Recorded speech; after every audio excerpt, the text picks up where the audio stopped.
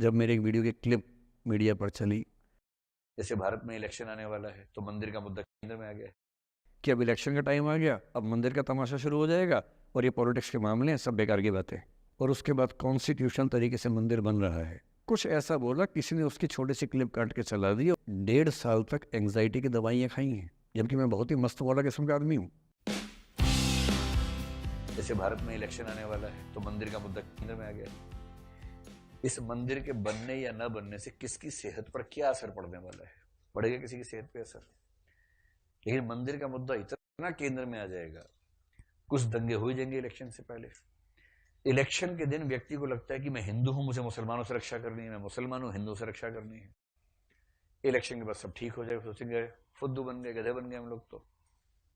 किंतु समझदारी का मौका 5 साल बाद मिलेगा, तब फिर दंगे हो जाएंगे। अब पिछले 7 दिन से मेरी 5 साल पहले की एक क्लिप चला रहे हैं वीडियो आजकल। 2019 के इलेक्शन से पहले जनवरी में मैं क्लास लेते हुए कह रहा हूँ कि अब इलेक्शन का टाइम आ गया, अब मंदिर का तमाशा शुरू हो जाएगा और ये पॉलिटिक्स के मामले हैं, सब बेकार की बातें।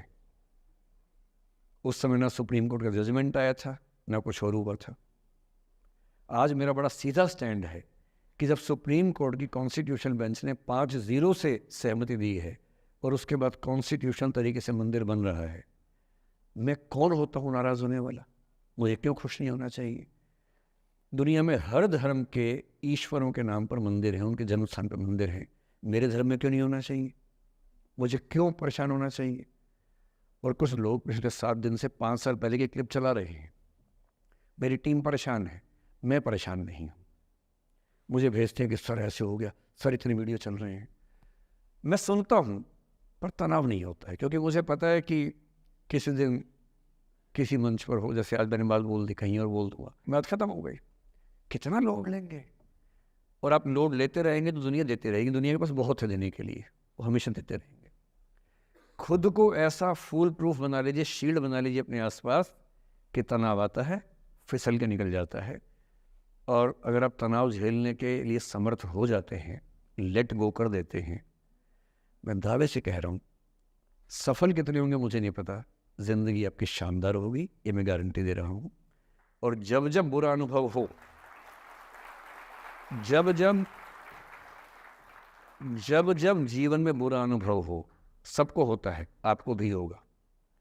जब जब बुरा अनुभव हो, मेरा सूत्र वाक्य है, जो मेरे व्हाट्सएप का स्टेटस भी है परमानेंट, मेरे दिल में गुथा हुआ है, दिल पे छपा हुआ है, सबको बोलता हूँ, हर क्लास में बोलता हूँ, आपको भी बोल रहा हूँ। एक लाइन याद रखना, क्यों डरे जिंदगी में क्या होगा, कुछ ना होगा तो तजुर्बा होगा, उससे बड़ा कुछ नहीं है। सोशल मीडिया पर ट्रोलिंग आजकल का एक नया सच है, जो आप लोग बड़ा मुश्किल होता होगा जब झेलते होंगे। आपने एक फोटो अपलोड की, कोई लाइक ही नहीं कर रहा है, आप बार बार देखने घूमोगे लाइक किया कि नहीं किया। दोस्तों को फ़ोन करें, लाइक कर, तो लाइक कर, तो भी लाइक कर, चल 5 लाइक करवाए, 8 लाइक करवाए, नहीं लाइक हो रहा। फिर आपने कुछ ऐसा बोला, किसी ने उसकी छोटी सी क्लिप काट के चला दी और आप अचानक सबकी नज़रों में किरकिरी बन गए। गालियाँ पड़ रही हैं, आलोचनाएं हो रही हैं, लाखों लोग फतवे जारी कर रहे हैं आपके ऊपर। इतनी बेचैनी होती है इस दौर में। पहले के दौर में ये नहीं था, आपने कहीं कुछ बोला खत्म हो गया बात। अब किसी ने रिकॉर्ड कर ली, सोशल मीडिया पे आ गई, खत्म ही नहीं हो रहा। राइट टू बी फॉरगॉटन हमारे देश में है नहीं, और प्रैक्टिकली संभव भी नहीं है। कैसे आप उसको अप्लाई करेंगे? आप कभी ना कभी कुछ ऐसा बोलेंगे, या तो गलत बोलेंगे या उसमें से कोई क्लिप कोई काटेगा, इतनी गालियां पड़ेंगी और पहली बार जीना मुश्किल हो जाता है। मैंने आज से 7-8 साल पहले 1.5 साल तक एंग्जाइटी की दवाइयाँ खाई हैं, जबकि मैं बहुत ही मस्त वाला किस्म का आदमी हूँ। मैंने खाई हैं। और जीवन में एक आध ऐसा दौर सबका आता है, आ जाना चाहिए।